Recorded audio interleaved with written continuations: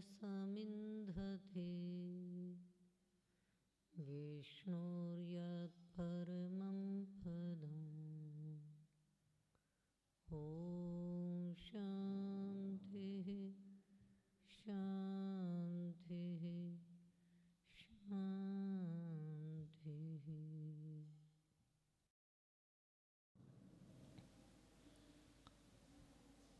हम सब ने प्रातःकाल की पवित्र वेला में देव यज्ञ को संपन्न किया।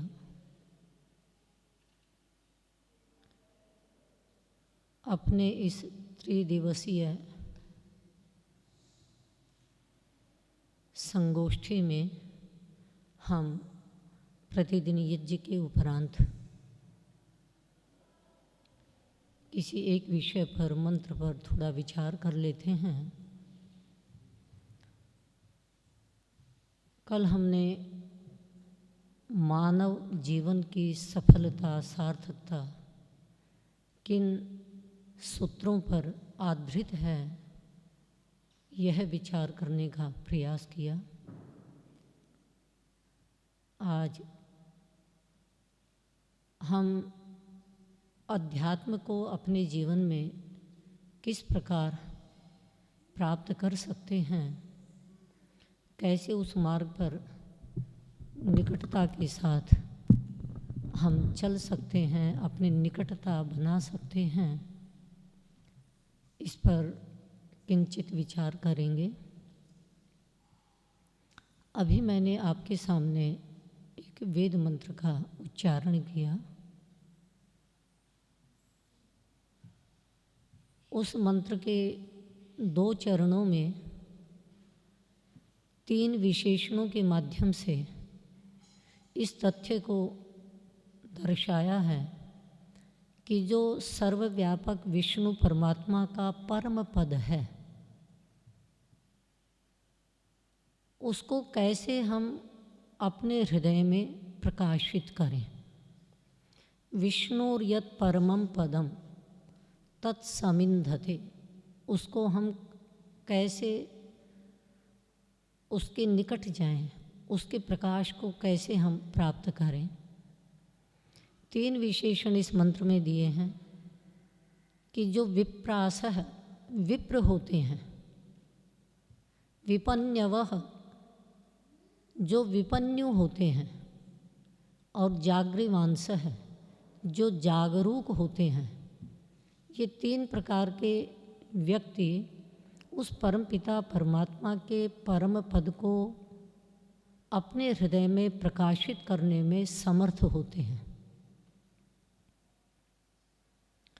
अब वो विप्र कौन है, विप्र की क्या परिभाषा है, विपन्यु कौन है, जागरूक कौन है, इस बात को हम इस मंत्र के इन 3 विशेषणों से समझने का प्रयास करें, जिससे हम वैसे कुछ अपने अंदर प्राप्त कर पाएँ, कुछ धारण कर पाएँ। पहला चरण है विप्रासः, ये बहुवचन का रूप है। विप्र कहते हैं मेधावी को, विप्र इति मेधावी नाम हमारे वैदिक कोश में आता है, जो मेधावी हैं।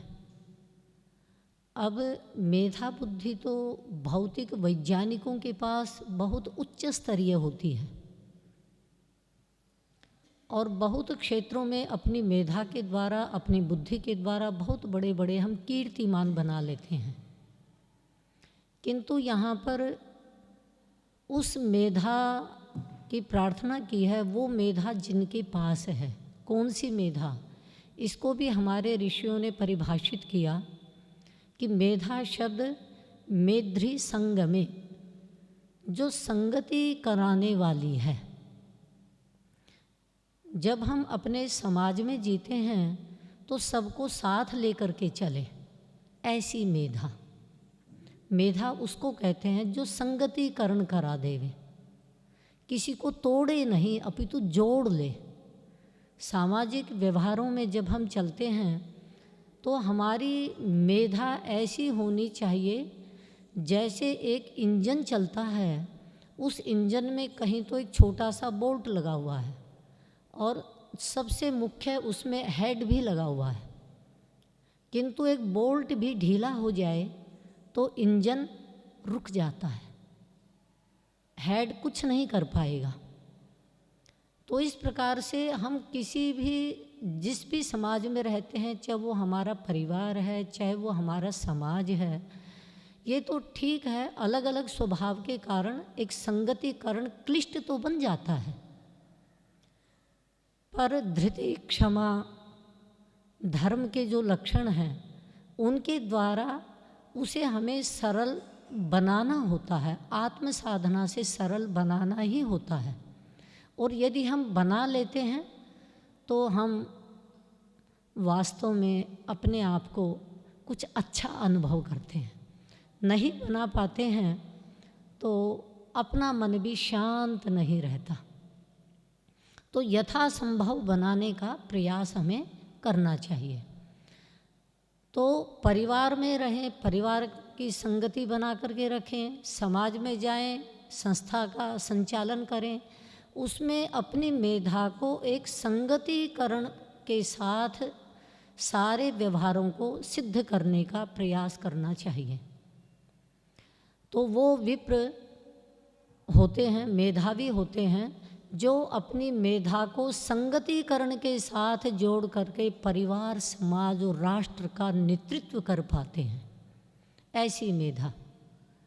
दूसरा, मेधी संगम में जो संगम है, संगतिकरण है, जो केवल मात्र सामाजिक या सांसारिक जो पदार्थ हैं, जो साधन रूप में प्राप्त हैं, केवल उनके साथ ही संगतिकरण करते हुए मैं मेरा का संबंध इतना घनिष्ठ न बना लें कि एक दिन उनको छोड़ने में हमें व्याकुलता बने, अपितु उसके साथ साथ उस परमपिता परमात्मा से भी अपना संगतिकरण उभयकालीन संध्योपासना में बनाने का प्रयास करें। ऐसी मेधा हमारी होनी चाहिए। जब ऐसी मेधा उभय काल में हम बनाते चलते हैं तो एक दिन ऋतम भरा प्रज्ञा के निकट पहुंच जाते हैं। तो ऐसे जो विप्रास हैं, जो सामाजिक व्यवहारों में संगतिकरण बनाते हैं और परमपिता परमेश्वर से उभय मेला में अपने उससे संगतिकरण करते हैं, उससे संगति बनाते हैं, ऐसे जो विप्रास मेधावी होते हैं, वे ही उस परमपिता परमात्मा को अपने हृदय में प्रकाशित करने का सामर्थ्य अर्जित करते हैं। दूसरा विशेषण है विपन्यवः। विपन्यु वो होते हैं जो स्तुति कुशल होते हैं। यहाँ पर भी वही दो अर्थ हम लेंगे, पण व्यवहारे स्तुतौ च पन च। महर्षि पाणिनि इसकी परिभाषा करते हैं कि जो स्तुति करने में कुशल होते हैं। कई बार हम परमपिता परमेश्वर की स्तुति तो करते हैं, किंतु अज्ञानता के कारण वैदिक ज्ञान, वेद का ज्ञान हमारे समीप न होने से हम उस अचेतन की स्तुति करने लग जाते हैं। अचेतन में चेतन परमात्मा को अपनी एक अवधारणा बना करके उसकी स्तुति करने लग जाते हैं। तो ये एक अज्ञान है। तो यहाँ पर स्तुति की कुशलता ज्ञान पर आधारित है। हमारा ज्ञान यदि शुद्ध होगा तो हमारी स्तुति भी ठीक दिशा में चलेगी। हम ठीक तरह से उस पदार्थ के गुण कर्म स्वभाव को समझेंगे और तदनुसार उसकी स्तुति करेंगे, या स्तुति से उस गुण कर्म स्वभाव को समझ करके फिर हम प्रार्थना और उपासना में आगे बढ़ जाएंगे। और उस पदार्थ की जब सही स्तुति बन जाएगी तो उससे प्रीति बनेगी, और प्रीति का परिणाम हमें प्रार्थना में और उपासना में प्राप्त होगा। तो स्तुति की कुशलता भी वेद ज्ञान पर आधारित यदि हमने बनाई तो हम एक अच्छी स्तुति कर सकते हैं। प्रत्येक पदार्थ को, जड़ चेतन पदार्थ के, जैसे परमात्मा चेतन है तो उसके गुण कर्म स्वभाव को अच्छी प्रकार से जान करके तदनुसार प्रार्थना और उपासना कर पाएंगे। और यदि हमने परमपिता परमात्मा को एक मंदिर में या मूर्ति में उसकी स्तुति कर ली कि वो वहाँ रहता है, ऐसा है, तो फिर वो स्तुति अच्छी प्रार्थना उपासना में साधक नहीं बनेगी। ये स्तुति की कुशलता में वेद ज्ञान का आधार हमें अवश्य बनाना पड़ेगा, तब हम स्तुति में कुशलता प्राप्त कर पाएंगे। किसी भी जड़ चेतन, चाहे वो परमात्मा है, चाहे हम स्वयं जीवात्मा हैं या प्रकृति है, उसके सही स्वरूप को समझ करके ही हम उससे जड़ पदार्थों से सदुपयोग ले सकते हैं और चेतन परमात्मा के आनंद को प्राप्त करने के लिए अपनी आत्मा को पवित्र बना करके उससे अपने नित्य संबंध स्थापित करने की दिशा में आगे बढ़ सकते हैं। ये स्तुति कुशलता है। और इसी प्रकार से सांसारिक व्यवहारों को करते हुए भी हम व्यवहार कुशल बने। पण व्यवहारे स्तुतौ च, दोनों ही अर्थ यहाँ पर धातु के हैं, व्यवहार की कुशलता भी और स्तुति की कुशलता भी। तो व्यावहारिक कुशलता हमारी इतनी महत्वपूर्ण जीवन में होती है कि कई बार हम बहुत कुछ जानते हैं, किंतु उसके पश्चात भी व्यावहारिक कुशलता न होने से लोग हमें अज्ञानी मान लेते हैं और हमारी बात को जो महत्व देना चाहिए वो महत्व नहीं मिल पाता, उससे दूसरे लाभान्वित नहीं हो पाते। तो व्यावहारिक कुशलता बहुत बहुत अनिवार्य है ज्ञान के साथ साथ। कोई कितना ही विद्वान हो, यदि व्यावहारिक कुशलता उसके पास नहीं है तो हम समाज के अंदर किसी के प्रति भी हम अपने व्यक्तित्व को सही रूप में व्यक्त नहीं कर पाते और जो लाभ हमें सामने वालों को देना चाहिए वो लाभ हम उनको नहीं दे पाते। तो इसलिए व्यवहार कुशलता भी एक अनिवार्य है सामाजिक जीवन में। तो इसलिए यहाँ पर कहा कि विपन्यवः, जो व्यवहार कुशल भी हैं और स्तुति कुशल भी हैं, क्योंकि इनसे हमारा मार्ग सरल हो जाता है, सहज हो जाता है और शांत हो जाता है।